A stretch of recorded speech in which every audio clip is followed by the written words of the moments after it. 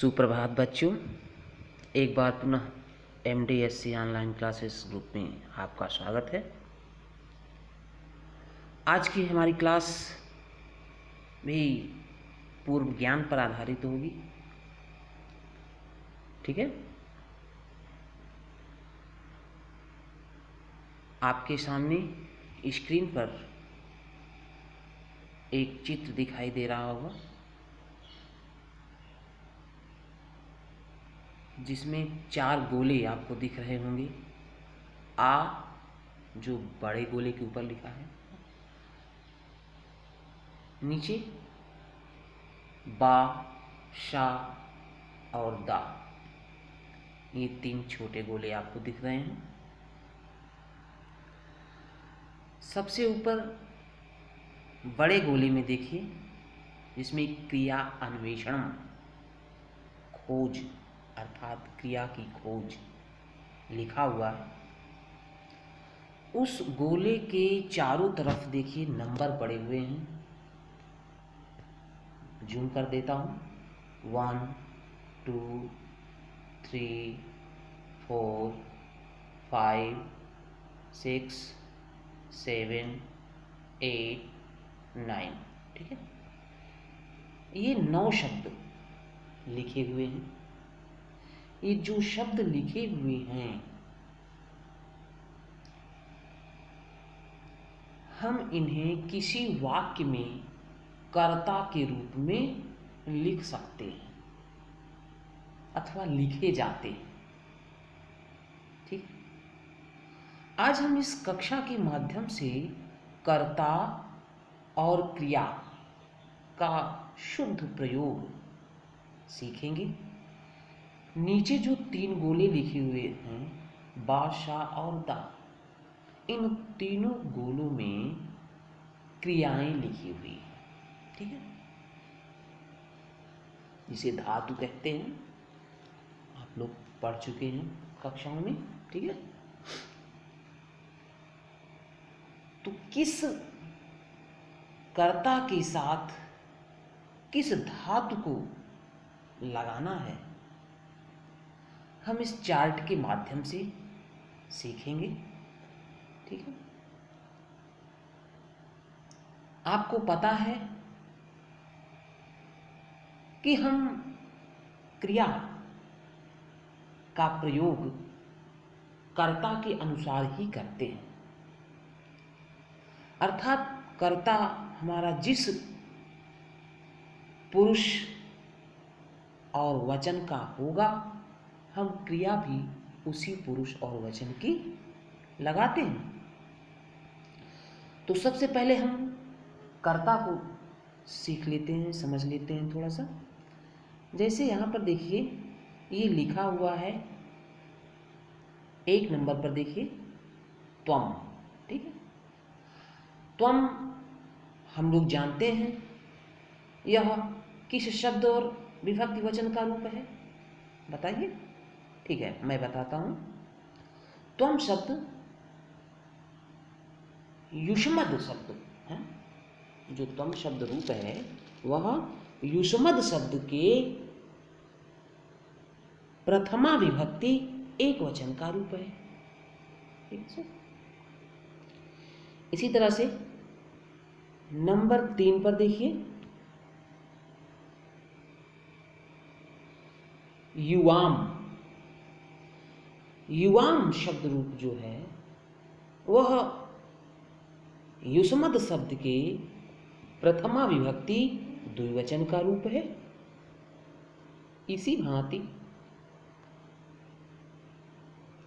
6 number पर देखिए, लिखा है यूयम। यह भी युष्मद शब्द की प्रथमा विभक्ति बहुवचन का रूप है। तो आपने युष्मद शब्द प्रथमा विभक्ति के तीनों वचनों का रूप जान लिया। फिर से देखिए, त्वम, युवाम 3 नंबर पर और यूयम 6 नंबर पर। ठीक है, अब पुनः देखिए 5 नंबर पर देखिए लिखा हुआ है अहम। यह कहाँ का रूप है? असमद शब्द प्रथमा विभक्ति एक वचन का रूप है। ठीक है, कहाँ का? असमद शब्द प्रथमा विभक्ति एक वचन। अब आप 7 नंबर पर आ जाइए। यह रूप कहाँ का है? क्या लिखा हुआ है? आवाम। असमद शब्द प्रथमा विभक्ति द्विवचन का रूप है। ठीक है, अब आप 9 नंबर पर आइए। यहां पर क्या लिखा है? वयम। वयम शब्द रूप कहाँ का है? असमद शब्द प्रथमा विभक्ति बहुवचन का रूप है। तो अब आपने जान लिया असमद शब्द प्रथमा विभक्ति के तीनों वचनों को और युष्मद शब्द के प्रथमा विभक्ति के तीनों वचनों को। युष्मद शब्द के प्रथमा विभक्ति तीनों वचनों में रूप होते हैं त्वम, युवाम, यूयम। असमद शब्द के प्रथमा विभक्ति के तीनों वचनों में रूप होते हैं अहम, आवाम और वयम। ठीक है, त्वम का क्या अर्थ है? त्वम का अर्थ होता है तुम, युवाम का अर्थ होता है तुम दोनों और यूयम का अर्थ होता है तुम सब। इसी भांति अहम, अहम का अर्थ होता है मैं अथवा हम, मैं। ठीक है, आवाम का अर्थ होता है हम दोनों। ठीक है, आवाम हम दोनों और वयम हम सब। ठीक है, अब आप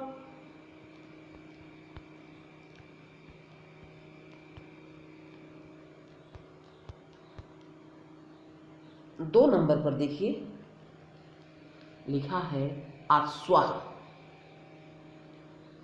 अश्व शब्द प्रथमा विभक्ति एक वचन का रूप अश्व होता है।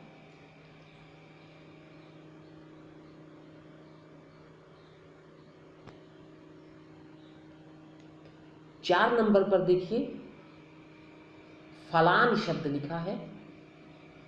फलम शब्द प्रथमा विभक्ति बहुवचन का रूप है फलान।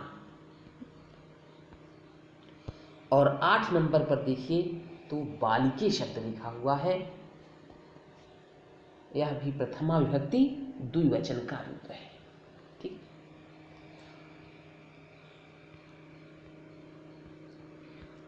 नीचे देखिए अब बा।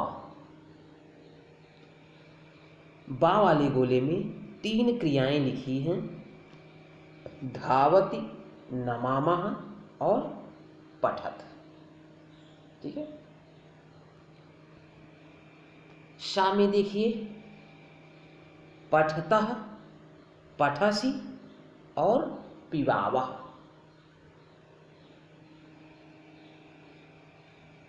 ये 3 क्रियाएं लिखी हैं। दा वाले गोले में देखिए गच्छामि, पठतः, पतन्ति। ये 3 क्रियाएं लिखी हैं। ठीक है,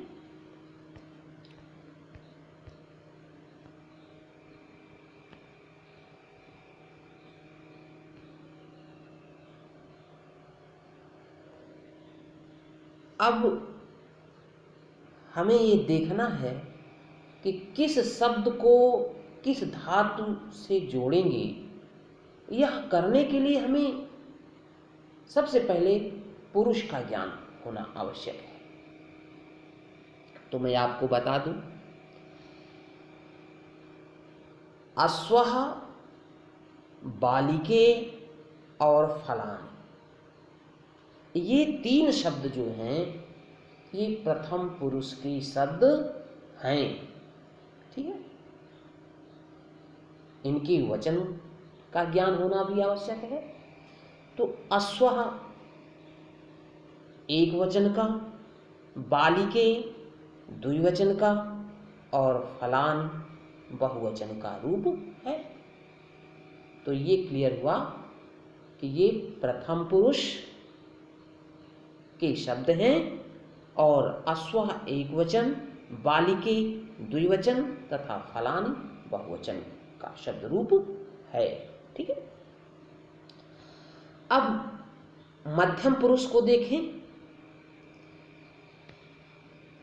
तो मध्यम पुरुष के लिए युष्मद् शब्द का प्रयोग होता है। युष्मद् शब्द का रूप है त्वम,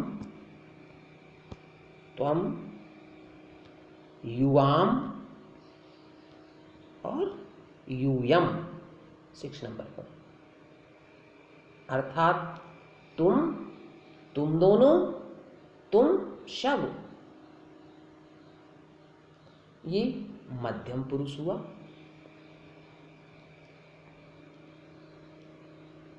और सबसे लास्ट में होता है उत्तम पुरुष। उत्तम पुरुष के लिए असमद शब्द का प्रयोग किया जाता है, जिसका अर्थ होता है हम, अहम। ठीक है, अहम उत्तम पुरुष के लिए प्रयोग होगा। उत्तम पुरुष एक वचन के लिए, आवाम उत्तम पुरुष द्विवचन के लिए और वयम उत्तम पुरुष बहुवचन के लिए प्रयोग किया जाएगा। अहम, आवाम, वयम उत्तम पुरुष के लिए प्रयोग किया जाएगा। इसका अर्थ क्या है? मैं, हम दोनों और हम सब। ठीक है,